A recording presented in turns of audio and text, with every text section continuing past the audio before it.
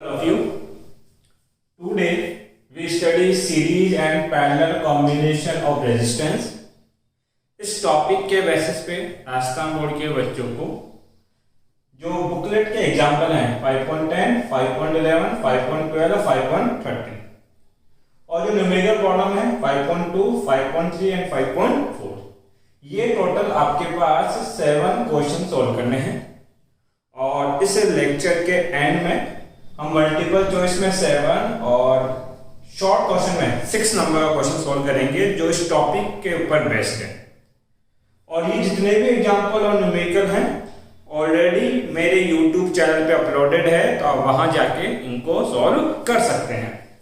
इस टॉपिक के PDF notes video के नीचे डिस्क्रिप्शन में लिंक गिवन है, आप उस लिंक पे जाएं, PDF डाउनलोड करें और वहां से नोट्स लिखें।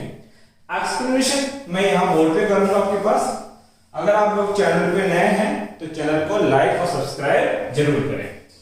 देखो बेटा, वैसे तो आप लोग 10th क्लास में पढ़ के आए हैं किसको, सीरीज कॉम्बिनेशन और पैरेलल कॉम्बिनेशन। सबसे पहले पढ़ते हैं बेटा हम लोग series combination. What is the meaning of a series combination? That is our resistance. Resistance R1, resistance R2 और resistance R3 are connected with an external battery और वोल्टेज V। अगर वोल्टेज V से कनेक्ट करेंगे तो इसके अंदर current कितना flow होगा? I। अगर I करंट फ्लो होगा तो यहाँ कुछ वोल्टेज ड्रॉप होगा। तो फर्स्ट रेजिस्टेंस का वोल्टेज ड्रॉप कितना बता दिया बेटा? V1। और V1 इक्वल टू कितना होगा? IR1। सिमिलरली सेकंड में वोल्टेज ड्रॉप कितना होगा? V2 और वो कितना होगा? IR2। और सिमिलरली थर्ड के अंदर वोल्टेज ड्रॉप होगा V3 और वो कितना होगा? IR3 आपके पास। तो हम बोलेंगे कि ये जो V वोल्टेज है ये 3 वोल्टेज में डिवाइड हो गया, V1, V2 और V3। अगर आपके पास सीरीज कॉम्बिनेशन है तो करंट क्या रहेगी बेटा आपके पास? सेम, क्योंकि जो करंट फर्स्ट रेजिस्टेंस से पास होगा वो ही सेकंड से होगा और वो ही करंट थर्ड रेजिस्टेंस से भी पास होगा। बट पोटेंशियल क्या होगा? डिफरेंट। पोटेंशियल क्या होगा? डिफरेंट। ध्यान दीजिए, आप सीरीज और पैरेलल कॉम्बिनेशन किसी का भी करें, चाहे आप रेजिस्टेंस का करें, चाहे कैपेसिटेंस का करें और चाहे आप आगे जाके इंडक्टर का करें, एक स्टेटमेंट याद रखें, सर्किट में जो एलिमेंट डिवाइड होता है उसी को ऐड करना है। सर्किट में जो एलिमेंट डिवाइड होता है उसको क्या करेंगे? ऐड। तो आपके कॉम्बिनेशन का फॉर्मूला ड्राइव हो जाएगा। जैसे ये आपके पास इलेक्ट्रिक सर्किट है, यहां पे टोटल पोटेंशियल कितना था? V। और ये कितने हिस्सों में डिवाइड हो गया बेटा? 3, V1, V2 एंड V3। मैंने क्या कहा? जो डिवाइड होता है उसी को दोबारा ऐड कर दो। डेट में V इक्वल टू कितना बचा? V1 plus V2 plus V3 आपके पास है। ये क्या है आपके पास? Total voltage. क्लियर है इसी बात? अब ध्यान दीजिए, V क्या है? यहां पे लिख देते हैं हम लोग। V क्या है? Total voltage. ohms लॉ के अकॉर्डिंग V इक्वल टू कितना होता है? IR। अगर ये टोटल वोल्टेज है तो यहां क्या होगी? टोटल करंट मल्टीप्लाई में क्या होगा? Equivalent resistance, that is IR equivalent. ये है V की वैल्यू। तो V की वैल्यू आपको पता है, V1 आपको पता है, V2 पता है और V3 भी गिवन है। तीनों की वैल्यू पुट कर दो, कितना हो जाएगा? V की जगह रखेंगे IR इक्विवेलेंट, V1 की जगह IR1, V2 की जगह IR2, V3 की जगह IR3। I सभी में कॉमन है, कैंसिल कर सकते हैं। तो बताओ सीरीज कॉम्बिनेशन में R इक्विवेलेंट कितना हो जाएगा? R1 plus R2 plus R3। इतनी सी बात क्लियर है सभी को? ठीक। अब यही फॉर्मूला हमें n रेजिस्टेंस के लिए ड्राइव करना है। कंडीशन क्या है? If n resistance of same value are connected in series that mean ये फर्स्ट रेजिस्टेंस है, इसकी वैल्यू कितनी बेटा R, सेकंड की वैल्यू भी R, थर्ड की वैल्यू भी R, और ऐसे कितने रेजिस्टेंस है N, और लास्ट वाले की वैल्यू भी कितनी गिवन है R गिवन है।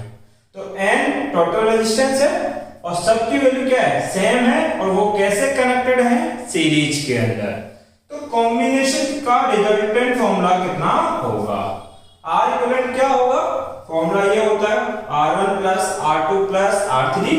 यहाँ R1 का मतलब क्या है R plus R dash dash dash R लिखा जाएगा। R इक्विवेलेंट कितना हो जाएगा, अगर R सभी में कॉमन लूँ तो क्या बचेगा 1 प्लस 1 डैश डैश डैश 1। ध्यान दे बच्चा, यहाँ पे 1 और 1 कितना हो जाएगा 2, 2 और 1 3, 3 और 1 5, और ऐसे एक नंबर सीरीज स्टार्ट हो जाएगी। इसका मतलब ये जितने भी टर्म है इसको मैं क्या लिख सकता हूँ n। तो बताओ R इक्विवेलेंट का फॉर्मूला कितना हो गया NR। R इक्विवेलेंट का फॉर्मूला कितना हो गया NR। अब आपको सीरीज कॉम्बिनेशन में कुछ फैक्ट याद रखने हैं। पहला फैक्ट याद रखना है, कॉम्बिनेशन अगर सीरीज का है तो करंट क्या रहेगा सेम।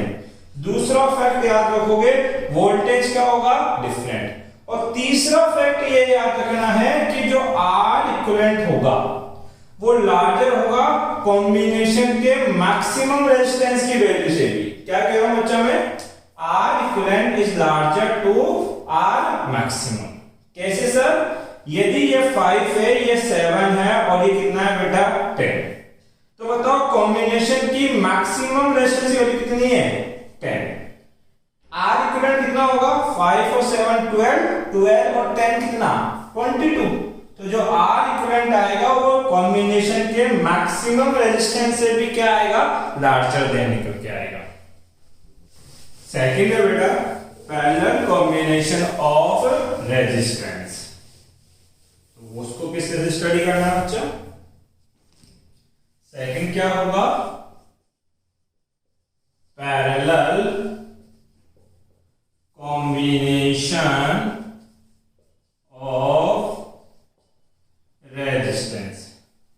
ध्यान दे बेटा, ये हमारा फर्स्ट रेजिस्टेंस है दैट इज R1, ये आपका सेकंड रेजिस्टेंस है R2, और ये आपका थर्ड रेजिस्टेंस है R3।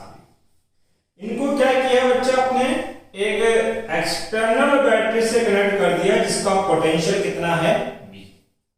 इस पोटेंशियल की वजह से यहां एक करंट फ्लो होगी कितनी I। ये करंट जब इस A पॉइंट पे पहुंचेगा तो उसको आगे जाके कितने पाथ मिलेंगे, ठीक। इसका मतलब इस करंट I को 3 पार्ट में क्या होना पड़ेगा डिवाइड। इस पार्ट में जाने वाला करंट I1, इस पार्ट में जाने वाला करंट I2, और यहां जो करंट जाएगा वो कितना है बेटा I3। क्लियर है इतनी सी बात। अब ध्यान दे यार, मुझे चीज समझो, इन दो पॉइंट के बीच का वोल्टेज कितना है V। अरे इन दो पॉइंट के बीच का वोल्टेज कितना है V। इन दो पॉइंट के बीच का वोल्टेज कितना होगा V, क्योंकि यहां से लेके यहां तक केवल बैटरी ही कनेक्टेड है और कोई दूसरा एलिमेंट कनेक्टेड नहीं है, इसलिए वोल्टेज V ही रहेगा। यहां तक का वोल्टेज भी कितना होगा V, क्योंकि यहां से लेके यहां तक बैटरी ही कनेक्टेड है ऑब्वियसली।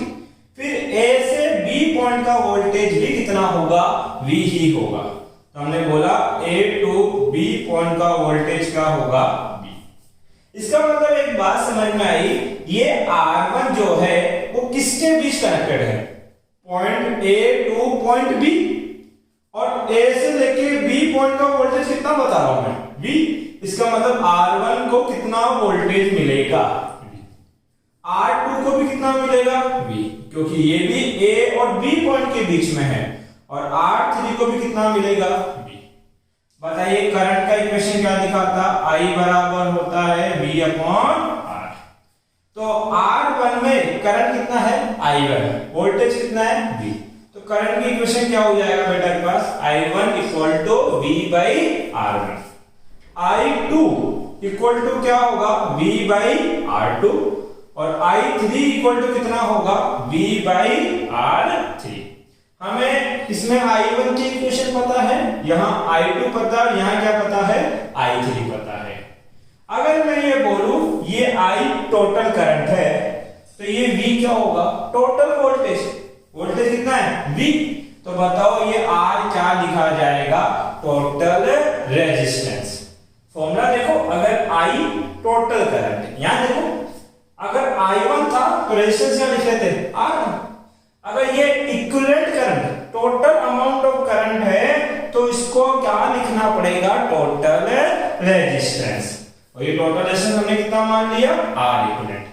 मुझे बताओ सर्किट में क्या रहा, पोटेंशियल सभी में क्या है सेम है, जबकि करंट क्या रहेगी डिफरेंट। करंट क्या है बच्चा डिफरेंट है। अब मैंने कहा था सीरीज कॉम्बिनेशन करो चाहे पैरेलल कॉम्बिनेशन करो, एक स्टेटमेंट लगता है कि सर्किट में जो डिवाइड हो रहा है उसी को ऐड करना है। सर्किट में डिवाइड कौन हो रही है करंट, पहले कितनी थी I, अब कितनी हो गई I1, I2 एंड I3। तो हम बोल सकते हैं कि करंट डिवाइड हुआ, इसलिए I इक्वल टू होगा I1 plus I2 plus I3। ये किसकी वैल्यू है बच्चा करंट की वैल्यू आपके पास है।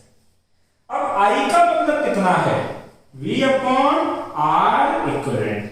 I1 का मीनिंग क्या था V अपॉन R1, I2 का V अपॉन R2, I3 का V अपॉन R3। V सभी में कॉमन है, कैंसिल हो जाएगा। 1 upon R equivalent equal to होगा 1 upon R1 plus 1 upon R2 plus 1 upon R3। That is the equivalent resistance in parallel combination। ध्यान दे बच्चे, यहाँ I equal to V upon R equivalent लिखा था फॉर टू रेजिस्टेंस। यही formula आपको learn करना है डायरेक्ट। किसके लिए बेटा, दो रेजिस्टेंस की वैल्यू के लिए। तो 1 upon R equivalent equal to 1 upon R1 plus 1 upon R2। LCM लोगे तो इनका प्रोडक्ट आएगा R1 मल्टीप्लाई R2 और यहां हो जाएगा R2 प्लस R1। ये किसकी वैल्यू है 1 अपॉन R इक्विवेलेंट। इसको क्या करना पड़ेगा बच्चा रेसिप्रोकल। रेसिप्रोकल करोगे तो ये उल्टा हो जाएगा R इक्विवेलेंट, तो ये चीज भी तो रेसिप्रोकल होगी और ये हो जाएगी R1 multiply R2 R1 plus R2, that is the R equivalent. तो अब से आप लोग याद रखोगे दो रेजिस्टेंस जब पैरेलल में कनेक्टेड हो तो इनका इक्विवेलेंट कितना होता है R1 R2 upon R1 plus R2। अगला जो केस आता है उसके लिए मैं एक बार इसको रफ कर रहा हूं, आप पॉज करके कॉपी कर लेना बच्चा।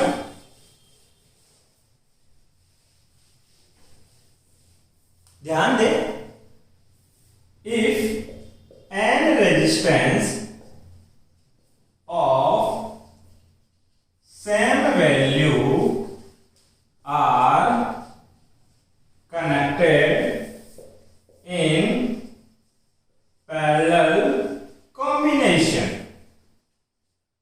तो कंडीशन क्या होगी सर, ये हमारा फर्स्ट रेजिस्टेंस है, ये सेकंड रेजिस्टेंस है, ये थर्ड रेजिस्टेंस है और ऐसे ही n नंबर का रेजिस्टेंस है। सब की वैल्यू क्या है सेम है और ये सब कैसे कनेक्टेड है पैरेलल में, तो इक्विवेलेंट कितना होगा, तो 1 अपॉन R इक्विवेलेंट क्या था 1 अपॉन R1। R1 की जगह क्या रखोगे R, R2 की जगह भी R, डेट 1 अपॉन R। ध्यान दो 1 अपॉन R सब में कॉमन है तो 1 प्लस डेट 1। बताओ इसको क्या लिख सकते हैं हम लोग n, नंबर सीरीज बन गई है आपके पास, तो ये हो जाएगा n by R, 1 upon R equivalent. R equivalent को रेसिप्रोकल करो तो R इक्विवेलेंट कितना हो जाएगा R बाई n।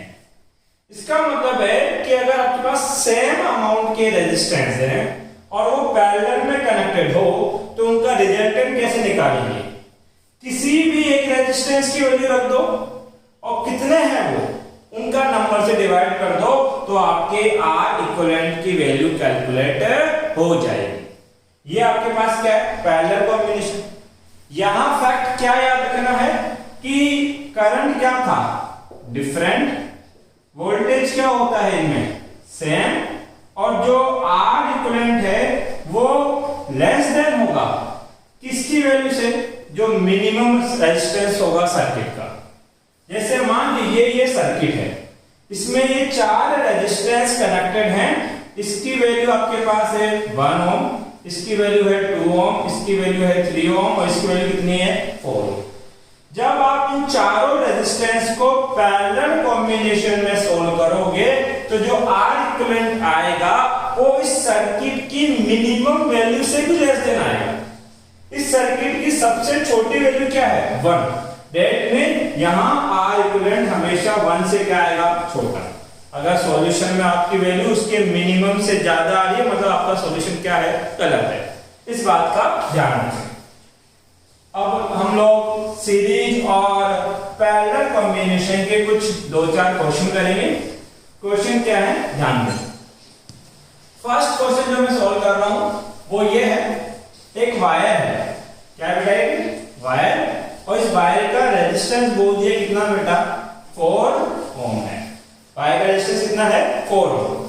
अब कहा गया इस वायर को बैंड करके एक सर्कल बना देते हैं।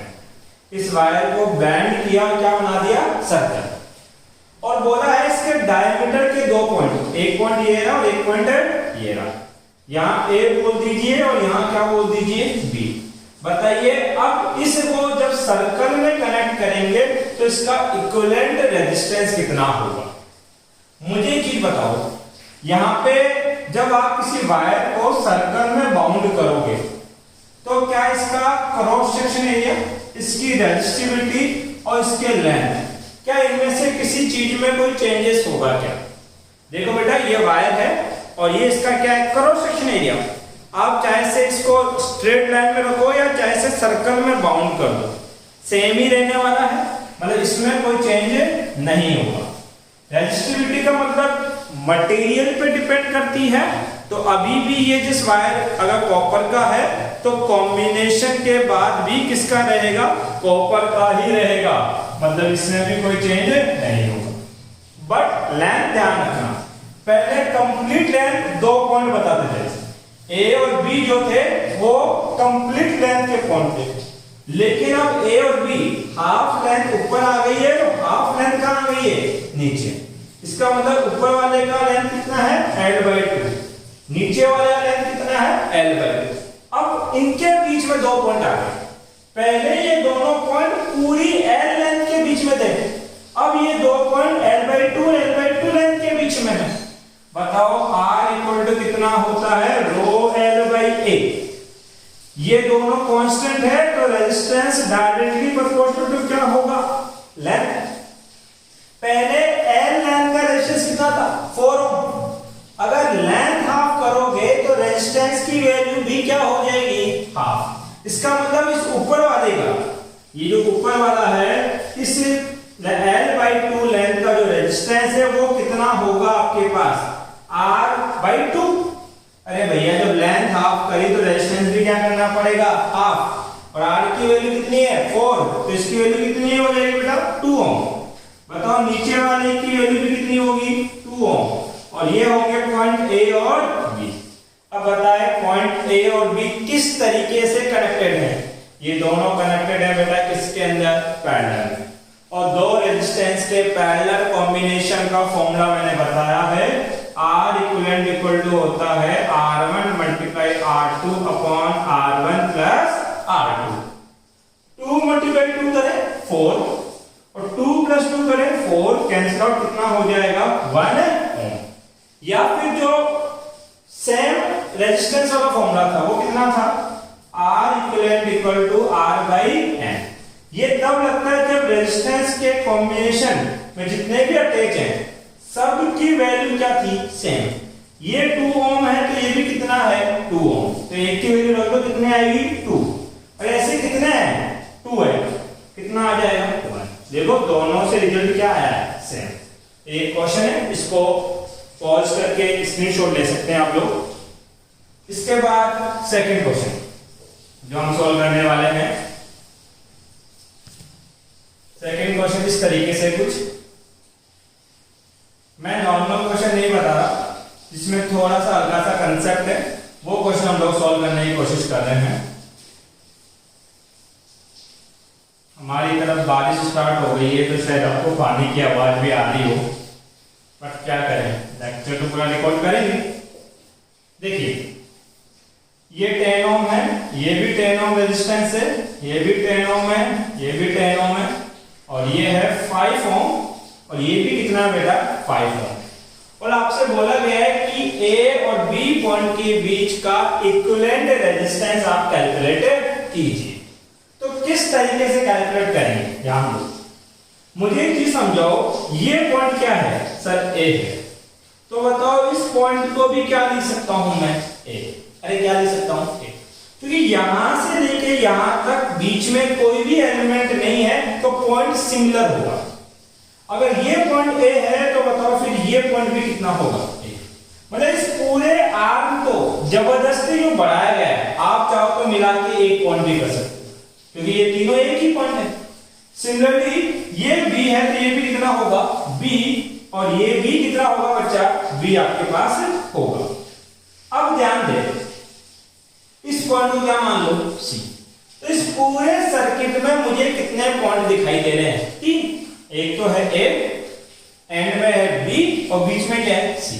वापस जी ड्रॉ कर लेते हैं, यहां पे सर ए, यहां बीच में सी, और यहां कितना है, बी। यही तो 3 पॉइंट है आपके पास।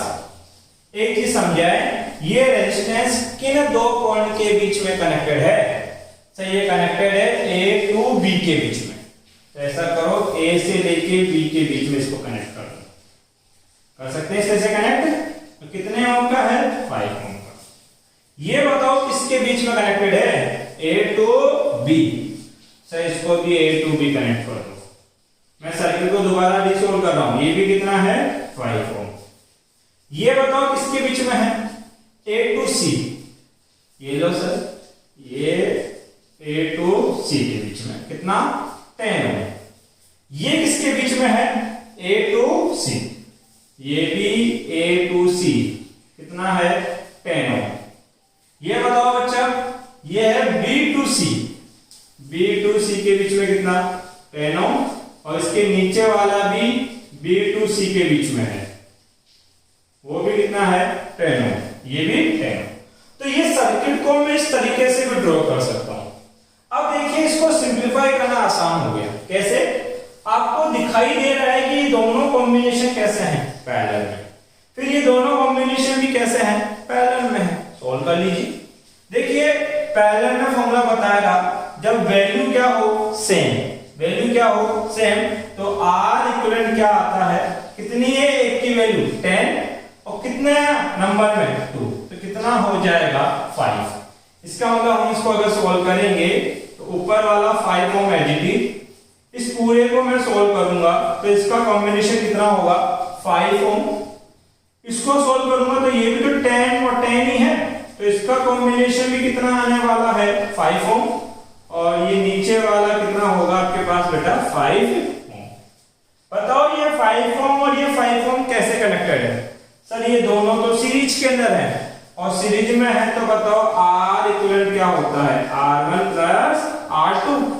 मतलब 5 प्लस 5 कितना हो जाएगा, 10। इस सर्किट को मैं यहां ड्रॉ कर रहा हूं, तो ये हो गया 5 ओम, ये कितना हो गया टोटल, 10 ओम, और ये कितना हो गया बच्चा, 5 ओम। ये ए है और ये क्या है, बी। अब बताओ 5 ओम, 10 ओम और 5 ओम किस तरीके से है, तीनों पैरेलल में, और तीनों पैरेलल में है तो इनको कैसे सोल्व करेंगे। पहले तो बताओ ये 5 ओम और ये 5 ओम क्या वैल्यू सेम है, या फिर ऐसा करो नॉर्मल मेथड आप करते हैं तो उससे भी कर सकते हैं। इनका सॉल्यूशन कैसे निकालेंगे, 1/R equivalent equal to 1/R1 plus 1/R2 plus 1/R3। तो पहले की वैल्यू कितनी है, 5, दूसरे की 10, तीसरे की 5, एलसीएम कितना लोगे, 10, ये कितना हो जाएगा, 2 1 2, कितना हो गया 5/10, कितना गया 2 टाइम्स, दैट इज 1/2। अरे कितनी हो गई है 1/2। तो आपको पता लगा कि 1/r इक्वलेंट बराबर है 1/2 के। इसको रेसिप्रोकल करोगे तो r इक्वलेंट बराबर कितना हो जाएगा 2 ohm. That is our answer. अब हम लोग सॉल्व करते हैं कुछ जो आपके मल्टीपल चॉइस और वेरी शॉर्ट के अंदर आए हुए हैं। वो कौन कौन से बताया था बच्चा मैंने? मल्टीपल चॉइस का 7 और शॉर्ट का 6। तो आप अपने राजस्थान बोर्ड की बुक ले लीजिए, मैं भी ले लेता हूं।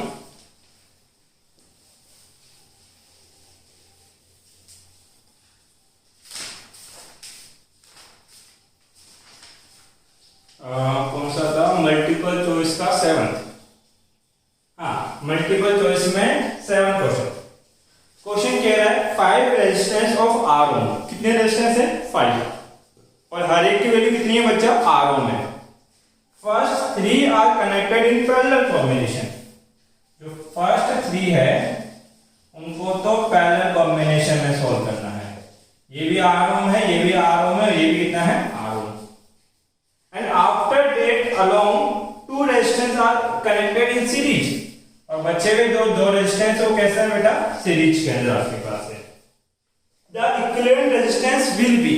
तो इनका इक्विवेलेंट रेजिस्टेंस कितना होगा? गर्मी बहुत हो गई बेटा बारिश होने की वजह से। हाँ ध्यान दो, ये तीनों कैसे हैं? पैरेलल में, और तीनों की वैल्यू क्या है? सेम। जब वैल्यू सेम होती है तो रिजल्ट क्या आता है? तो वो आता है R/n। कितना आता है? R/n। तो रहा है ना वो R/n आता है। इसका मतलब एक की वैल्यू कितनी है? R, और है कितने? 3। तो इन तीनों का सॉल्यूशन कितना होगा? R/3। बताओ ये दोनों कैसे हैं? सीरीज में। और सीरीज में फॉर्मूला क्या होता है? R1 + R। R + R कितना हो जाएगा? ये हो जाएगा 2R, A और B। अब ये दोनों कैसे हैं? सीरीज में। डायरेक्ट ऐड तो करना है, R/3 + 2R। ये क्या हो जाएगा? इनका इक्विवेलेंट। एलसीएम ले लेना, 3R 3 2 6R, तो 7R/3। That is our answer. एक तो ये। उसके बाद हमें सोल्व करना था कौन सा बच्चा? शॉर्ट। और शॉर्ट में भी कौन सा? 7 नंबर। शॉर्ट में 7 नंबर का question. What will be the effect on the value of resistance and resistivity of substance on producing strength in its shape? देखो ये क्वेश्चन है। इस क्वेश्चन का लेंथ, ये कंडक्टर ले लेते हैं। कंडक्टर का लेंथ कितना है? L, cross section area A, और रेजिस्टिविटी कितनी है? ρ। पहले ये चीज बताए, रेजिस्टिविटी किस पे डिपेंड करती है? मटेरियल पे। और रेजिस्टेंस लेंथ के तो प्रोपोर्शनल होता है, और रेजिस्टेंस क्रॉस सेक्शन एरिया के क्या होता है? Inversely proportional. ये तो रेजिस्टिविटी की डिपेंडेंसी है और ये रेजिस्टेंस की डिपेंडेंसी है।